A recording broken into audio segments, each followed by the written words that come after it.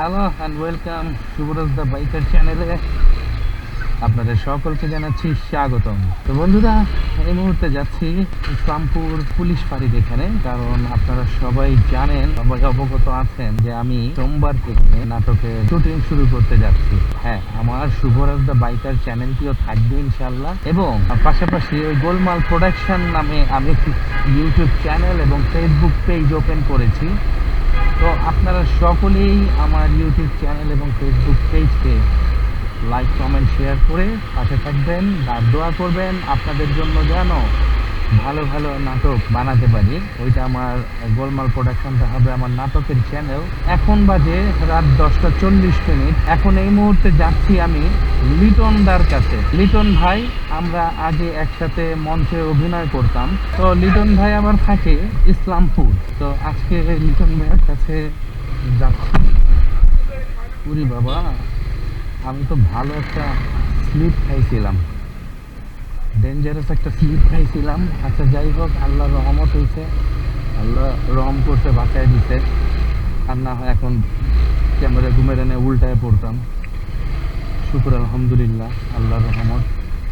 তো বন্ধুরা, যা বলতেছিলাম, আমি এখন যাচ্ছি লিটন ভাইয়ের কাছে ইসলামপুর।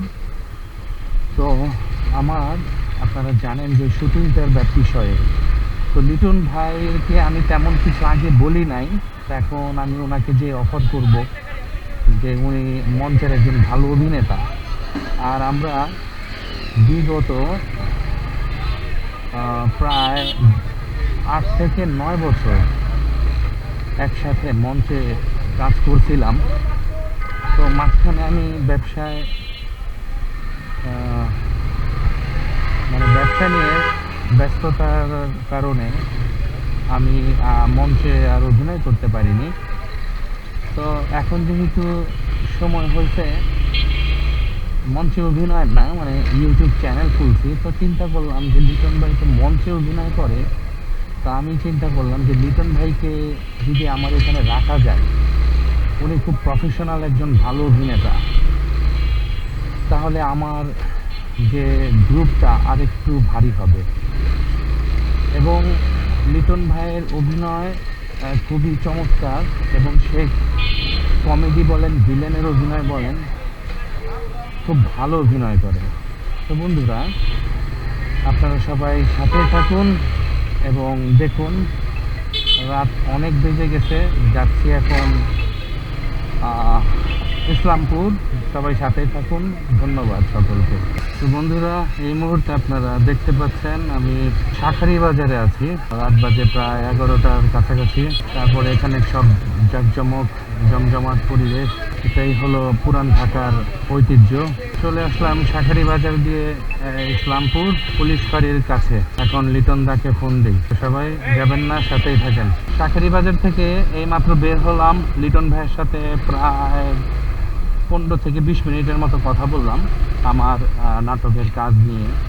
তো লিটন ভাই বলল যে কাজ করবে উনি আবার এখানে গানের টিচার। তো উনি আবার গান শেখায় বাচ্চাদেরকে, গান এগুলো শেখায়, নৃত্য শেখায় না, গান শেখায়।